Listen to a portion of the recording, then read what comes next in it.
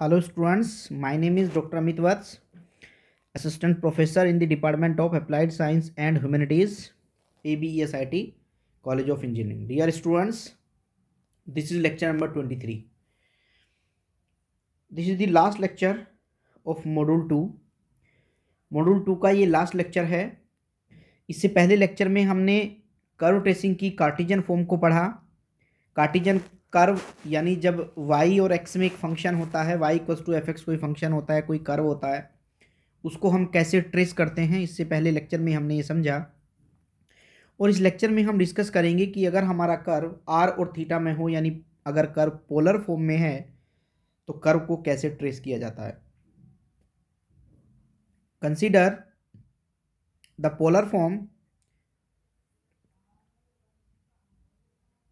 Form function containing r and theta, यानी जो polar की फॉर्म है वो r और थीटा को रखती है. तो उसमें हम किस तरीके से देखते हैं. अगर एक्स एक्सिस और वाई एक्सिस को देखें तो सामने जो फिगर बनी है, एक बार फिगर में देखिए. जो एक्स एक्सिस होता है उसको यहाँ पर, क्योंकि थीटा वहाँ से बनना स्टार्ट होता है, तो इसीलिए हम उसको इनिशियल लाइन कहते हैं, क्योंकि थीटा वहीं से रोटेट करता है. P एक कोई भी पॉइंट है जो r और थीटा का फंक्शन है. r is the radius vector and theta is the angle with x axis. जो y एक्सिस होता है, जो y लाइन होती है, उसे हम पोल कहते हैं. थीटा हमेशा ही एक्स एक्सिस से चलना स्टार्ट होता है, y तक जाता है. जब y तक पहुंच जाता है तो थीटा इक्वल्स टू π/2 हो जाता है. उससे आगे जब एक्स एक्सिस के रेस्पेक्ट में सामने की फॉर्म में आ जाता है तो वहाँ पर थीटा इक्वल्स टू पाई हो जाता है. और वापस एक्स एक्सिस तक आने में जब पूरा एक सर्किल कंप्लीट हो जाता है तो 360 यानी 2 पाई हो जाता है. तो इस तरीके से ये angle theta X equals to X वाली लाइन थीटा इक्वल्स टू 0 से स्टार्ट होता है.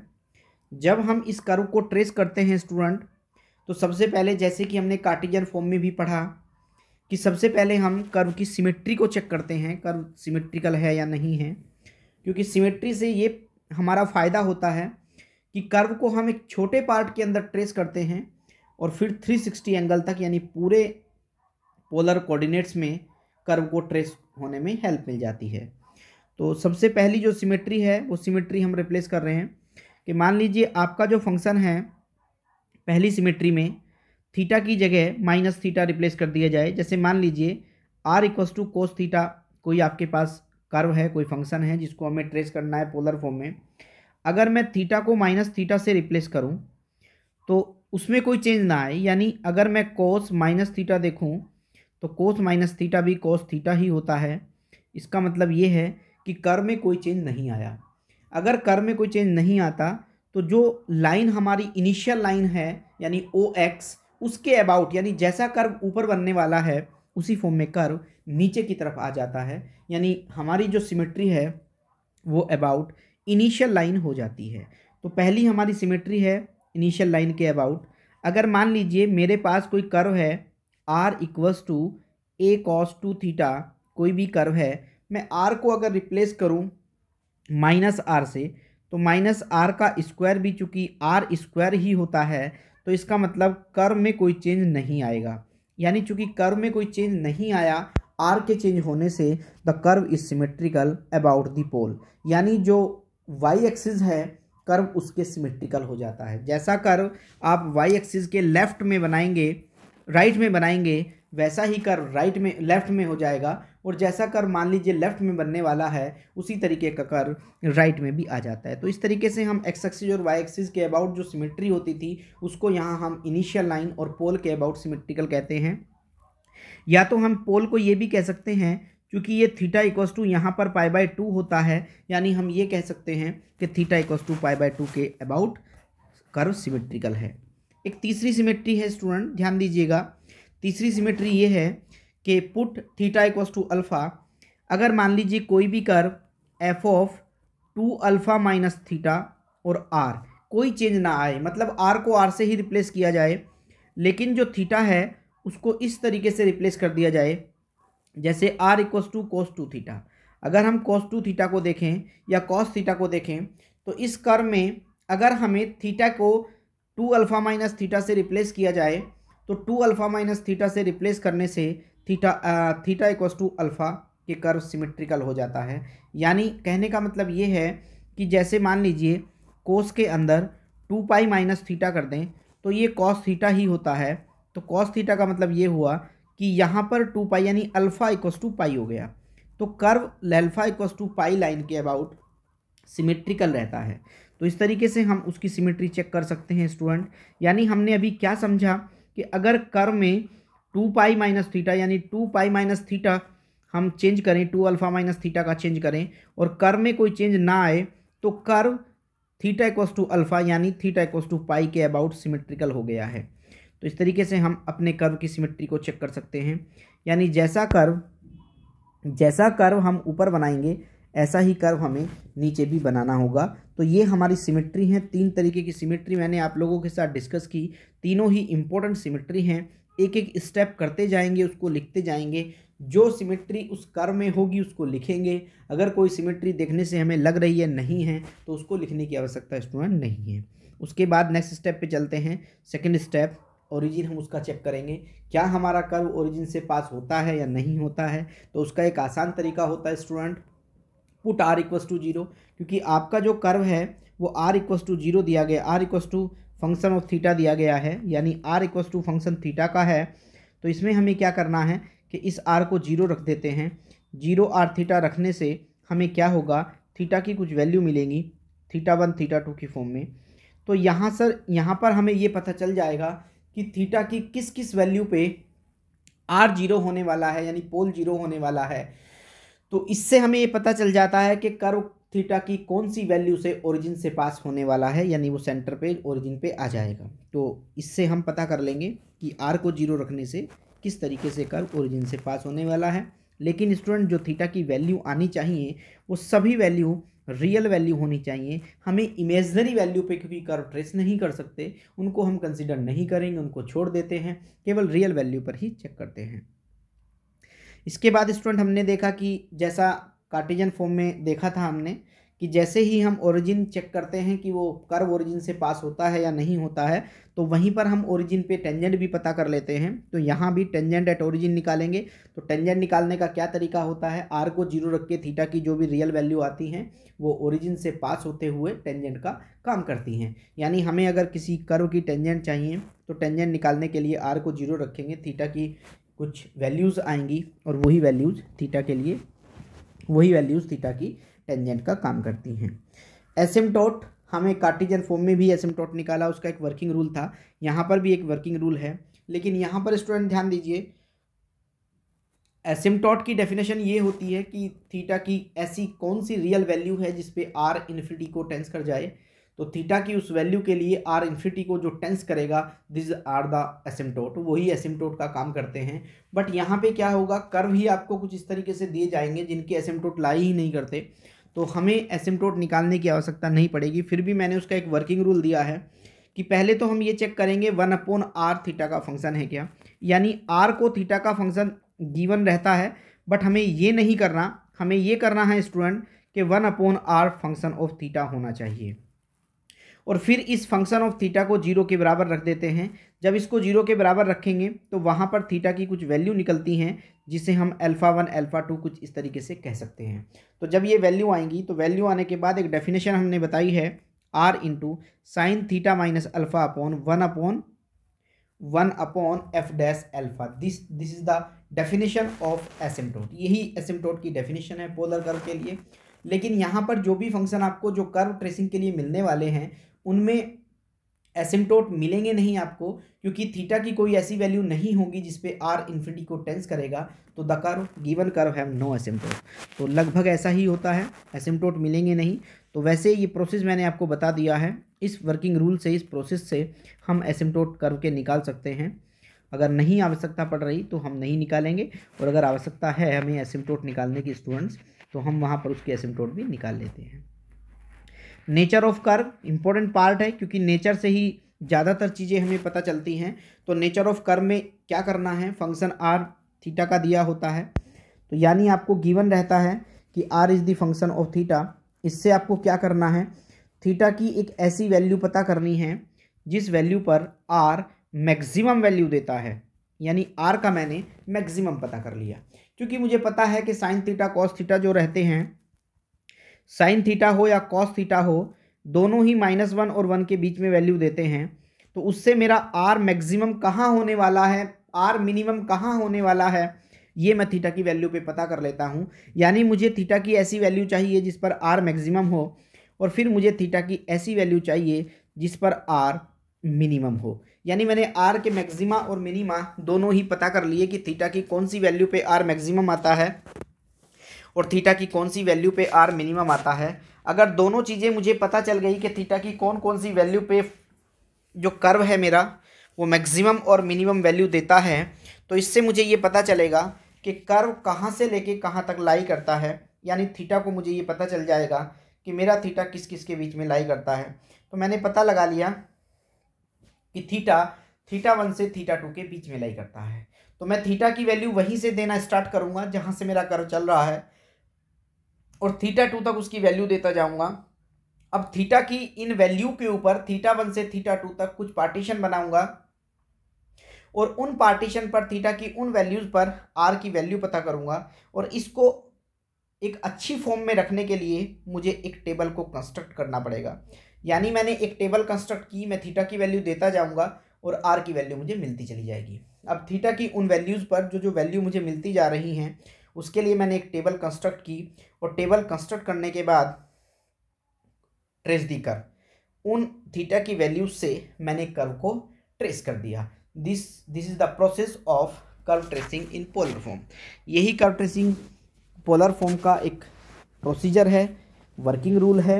इसी के अकॉर्डिंग हमें अपने कर्व को ट्रेस करना है। स्टूडेंट, जितनी डेफिनेशंस मैंने आपसे डिस्कस की है स्टेप बाय स्टेप, मैं उनको एक क्वेश्चन के अंदर अप्लाई करता हूं ताकि हमें ये समझ पाएँ कि कैसे हम किसी कर्व को ट्रेस कर सकते हैं। तो एक कर्व की ट्रेसिंग करने के लिए मैंने एक इम्पोर्टेंट कर्व लिया है जो 2-3 बार एग्ज़ाम में आया है, AKTU के एग्ज़ाम में आया है, इम्पोर्टेंट कर्व है। और वैसे भी इम्पोर्टेंट है क्योंकि इस कर्व को इंटीग्रेशन करने में भी हमें कई बार आवश्यकता पड़ती है। तो यहाँ पर मैं लिख देता हूँ, AKTU में ये क्वेश्चन 2008 में आया और 2013 में आया। तो 2 बार ये क्वेश्चन आया हुआ है, अच्छा क्वेश्चन है और वैसे भी इम्पोर्टेंट है क्योंकि इंटीग्रेशन में हमें इसकी आवश्यकता पड़ेगी। तो मैं इस कर्व को ट्रेस कर रहा हूँ। तो कर्व को ट्रेस करने के लिए एक एक स्टेप से चलेंगे। सबसे पहले हम चेक करते हैं symmetry.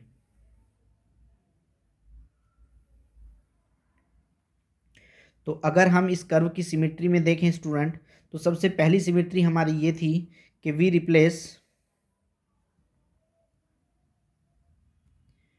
Replacing theta by minus theta. अगर हम थीटा की जगह माइनस थीटा रखें तो चूंकि कोस थीटा ही होता है, तो no change in a given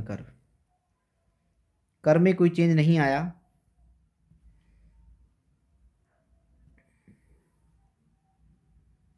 so curve is symmetrical about initial line. Curve initial line के अबाउट सिमेट्रिकल है, ये हमने देख लिया है। तो इस तरीके से स्टूडेंट हम देख सकते हैं कि क्या क्या हमारी सिमेट्री है। सिमेट्री में अगर मैं दूसरी सिमेट्री को चेक करूं तो सेकंड सिमेट्री मेरी ये थी कि आर को अगर -r से रिप्लेस किया जाए, तो चूंकि आर की पावर ओड है तो वो डेफिनेटली चेंज हो जाएगा। तो इनिशियल लाइन के अबाउट तो सिमेट्रिकल कर्व है, बट पोल के अबाउट कर्व सिमेट्रिकल नहीं है। लेकिन अगर हम ये करें कि वी पुट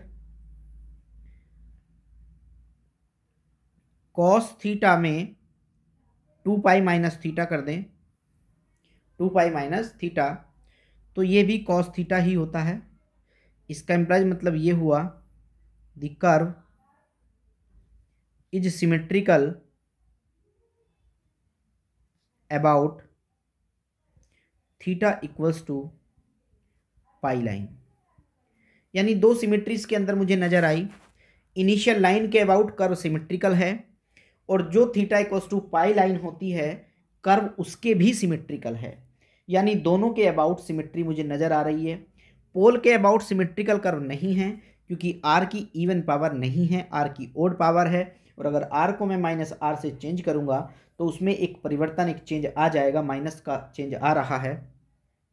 तो यानी ये curve R equals to minus A 1 plus cos theta हो जाएगा। तो चूंकि कर्व में चेंज आया तो वो सिमेट्री इसके अंदर नहीं है।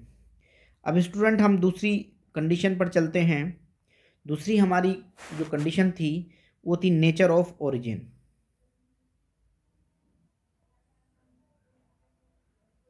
नेचर ऑफ ओरिजिन को चेक करते हैं। पुट आर इक्वल्स टू 0, इसका मतलब ये हुआ कि a into 1 plus cos theta equals to 0 हो जाएगा। Then implies 1 plus cos theta equals to 0 and implies that cos theta equals to -1 and -1 is the value of cos pi, then implies theta equals to pi। यानी हमने ये समझ लिया कि theta equals to जब पाई होता है, थीटा इक्वल्स टू जब पाई होता है तो r इक्वल्स टू 0 हो जाता है।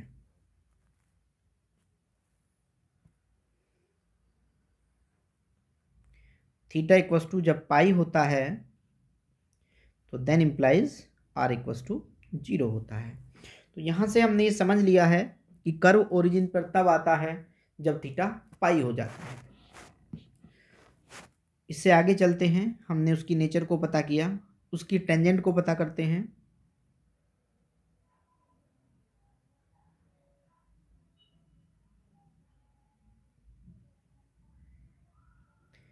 टेंजेंट के लिए भी हमने कहा था आर को 0 पुट करना है।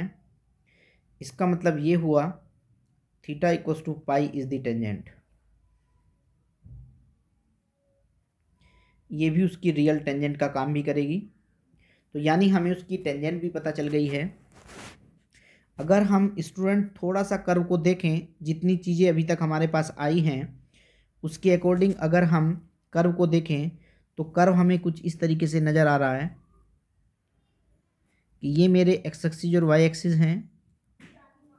ये मेरा एक्स एक्सिस हो गया है, ये वाई हो गया है। यानी यहाँ पर theta equals to pi by 2 है, यहाँ पर थीटा इक्वल्स टू 0 है, यहाँ पर थीटा इक्वल्स टू पाई है, ये theta equals to 3 pi by 2 है, और यहाँ पर जब मैं वापस आऊँगा तो थीटा इक्वल्स टू 2 पाई है। तो अगर मैं स्टूडेंट यहीं पर देखूँ तो ध्यान से देखिएगा, सिमेट्री कर्व की कुछ ऐसी आई कि इनिशियल लाइन के अबाउट सिमेट्रिकल जैसा कर्व ऊपर बनेगा एक्स एक्सिस के ऐसा नीचे भी बनने वाला है, और जैसा थीटा इक्वल्स टू पाई के अबाउट बनेगा ऐसा ही कर्व कुछ नीचे की फॉर्म पे भी आएगा, यानी नीचे की तरफ भी आएगा। यानी हमें ऊपर केवल कर्व को ट्रेस करना है, नीचे उसकी सिमेट्री हो जाएगी। इसके साथ साथ अगर हम इसमें देखें स्टूडेंट्स, ध्यान दीजिएगा मेरी बात पर, अगर इसके साथ साथ हम इसको देखें कि नेचर ऑफ ओरिजिन के बाद टेंजेंट भी हमें पता चल गई, यानी थीटा इक्वल्स टू पाई उसकी टेंजेंट बनेगी। तो टेंजेंट बनने का मतलब ये है कि जब मैं उसकी टेंजेंट को देखूंगा तो ये उसका टेंजेंट है, तो कर्व यहाँ से कुछ इस तरीके की शेप लेने वाला है। यहाँ 0 पे आएगा ज़रूर, लेकिन ये उसके लिए टेंजेंट का काम करेगी, यानी ये उसकी टेंजेंट भी है, ये उसकी टेंजेंट बनेगी ये एक्सिस। तो यहाँ पर उसकी टेंजेंट भी आ जाएगी। इसके साथ साथ अगर मैं उसमें और चीज़ों को देखूं, यानी अगर मैं उसकी देखना चाहूं कि उसमें एसिम्टोट है या नहीं, तो एसिम्टोट को चेक कर लेते हैं एक बार। एसिम्टोट में अगर हम देखें स्टूडेंट्स, तो चूंकि मेरा जो कर्व है वो R equals to A into 1 plus cos theta है, और एसिम्टोट निकालने के लिए हमारी डेफिनेशन थी कि 1 upon R is the function of theta. यानी 1 अपॉन आर को बनाऊँ तो इसका मतलब ये होगा कि 1 upon A into 1 plus cos theta equals to 0 होना चाहिए, और दिस इज इम्पॉसिबल, यानी 1 इक्वल्स टू 0। इसका मतलब है कि 1 equals to 0, this is not possible, no asymptote. या हम एक दूसरे तरीके से भी कह सकते हैं स्टूडेंट, अगर आप समझें, थीटा की कोई ऐसी वैल्यू नहीं है जिस पर आर इन्फिनिटी को टेंस करेगा। No real value of theta, no real value of theta when r tends to infinity, so no asymptote.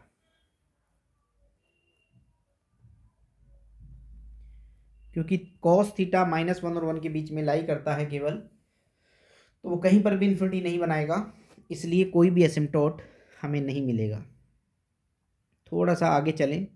Asymptote के बाद हमने ये समझा था नेचर ऑफ कर्व, तो nature of curve is important part, तो इसको समझते हैं। नेचर ऑफ कर्व,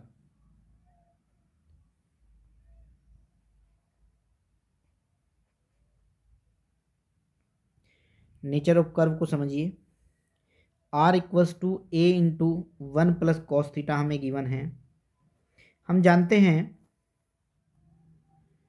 कि जो कॉस थीटा है वो -1 और 1 के बीच में लाई करता है, यानी इसका मतलब स्टूडेंट ये हुआ कि कॉस थीटा की जो सबसे मिनिमम वैल्यू है वो यहाँ पर आएगी और कॉस थीटा की जो मैक्सिमम वैल्यू है वो यहाँ पर आएगी। लेकिन अगर हम इसको क्वेश्चन के अकॉर्डिंग देखें तो चूंकि यहाँ पर वैल्यू आने वाली है तो 1 प्लस कॉस थीटा है, तो यहाँ से हमें ये पता चल रहा है कि अगर कोस थीटा की वैल्यू -1 होती है तो इसका मतलब r इक्वल्स टू 0, और अगर मान लीजिए कोस थीटा की वैल्यू 1 हो जाती है तो इसका मतलब है r इक्वल्स टू 2। यानी स्टूडेंट ध्यान से देखिएगा मेरी इस डेफिनेशन को, जो कंडीशंस मैं यहाँ पर अप्लाई कर रहा हूँ उसको आप लोग ध्यान से देखिए। अगर हम उसको ध्यान से देखें तो हमें कुछ ऐसा नज़र आ रहा है, यानी हमें कुछ ऐसा नज़र आया कि अगर मान लीजिए कोस थीटा -1 हुआ, यानी इसका मतलब है कोस पाई, यानी इसका मतलब हुआ थीटा इक्वल्स टू पाई, तो implies that r equals to 0। This is minimum value, यानी थीटा इक्वल्स टू पाई पर वो सबसे मिनिमम वैल्यू देगा। और अगर मान लीजिए कोस थीटा इक्वल्स टू 1 हुआ, इसका मतलब होता है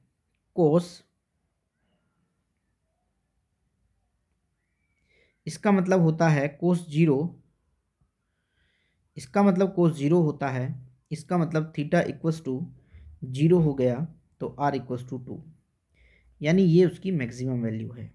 यानी मुझे ये पता चल गया कि जो मेरा कर्व है वो 0 पर मैक्सिमम वैल्यू देता है और पाई पर मिनिमम वैल्यू देता है, ये भी मुझे पता चल गया। तो मैं एक टेबल को कंस्ट्रक्ट करूंगा r और थीटा के लिए कुछ इस तरीके से कि ये मेरा थीटा हो जाएगा और ये मेरा r हो जाएगा। अब r को मैं देखूं तो 0 पर 2a दे रहा है, दिस इज मैक्सिमम वैल्यू, यानी चूंकि a बाहर चल रहा था तो a के साथ में 2a इसको लिख सकता हूं, यानी 2a पर सबसे मैक्सिमम वैल्यू आने वाली है। तो यहां पर मैंने देखा कि 2a आ रही है 0 पर, और पाई पर मैं देखूं, पाई पर अगर मैं पाई पर देखूं तो वो 0 दे रहा है। तो मैं स्टूडेंट 0 और पाई के बीच में कुछ ऐसी वैल्यूज को रखूं जिससे कि मुझे कर्व के बारे में, कर्व के नेचर के बारे में पता चल जाए। तो जैसे मैंने बीच में एक π/2 ले लिया है, एक मैंने π/4 रखा, एक मैंने 3π/4 रखा। अगर मैं और पॉइंट्स लेना चाहूँ स्टूडेंट तो आप और भी पॉइंट्स ले सकते हैं। मेरे पास चूंकि कर्व जो है वो r equals to a into 1 plus cos theta है। अब मैं थीटा की वैल्यू यहाँ से देता जाऊँगा, मैंने 0 रखा तो 2a आ गया। मैंने इसके अंदर अगर π/4 रखा, यानी r इक्वल्स टू, अगर मैं a इंटू 1 प्लस π/4 रखूँ कोस π/4, तो कोस π/4 1/√2 होता है, इसको मैं कैलकुलेट करूँगा। तो π/4 पर जब मैं वैल्यू निकाल के लाऊंगा, जब मैं ये वैल्यू निकालूंगा टोटल वैल्यू, तो π/4 रखूँगा तो वैल्यू आएगी, π/2 रखूँगा तो वैल्यू आएगी। तो इस तरीके से मैं इसको कैलकुलेट कर सकता हूँ। यानी जब मैं रख रहा हूँ इसके अंदर π/2, तो कोस π/2 चूँकि 0 होता है तो इस पर a आएगा, और इस तरीके से मैं इसकी वैल्यू को निकाल सकता हूँ। तो जैसे जैसे मैं ये वैल्यू निकालूंगा तो मेरे पास कुछ वैल्यूज आती जाएंगी। अब स्टूडेंट अगर मैं इसकी कर्व ट्रेसिंग को देखूं, सारी वैल्यू मैं यहाँ निकाल लूँगा। अगर मैं वैल्यू को देखूंगा तो वैल्यू मेरे पास कुछ यहाँ पे ऐसी है। अगर आप फिगर में देखें तो ये मेरे पास जो वैल्यू है, मैंने ये मान लिया कि ये ए पॉइंट है और ये 2a है। ये ए है, ये 2a है, तो ये भी ए हुआ और ये 2a हुआ। यानी जो मेरा कर्व है ये ए और ये 2a, ये तो मैक्सिमम वैल्यू हैं। इनसे आगे तो कर्व जाएगा ही नहीं, कर्व इनसे नीचे रह जाएगा। ये मैं कुछ एंगल्स इसमें ड्रॉ कर लेता हूँ। ये मेरे पास थीटा इक्वल्स टू π/4 हो गया है। जो जो मुझे ठीक लग रहा है, मैं π/3 π/6 भी ले सकता था। यहाँ पर मेरे पास एक और मैं एंगल ले लेता हूँ। ये थीटा इक्वल्स टू 3 π/4 हो जाएगा। मैंने 3 π/4 भी रख लिया है। इस पर भी ये मान के चलिए कि ये 2a है, इस पर भी मान के चलिए कि ये 2a है। तो ये सारी वैल्यू 2a पर आ रही हैं। क्योंकि ये मैक्सिमम वैल्यू है स्टूडेंट, इसलिए मैं इसको सर्किल की फॉर्म में रखता हुआ जा रहा हूँ।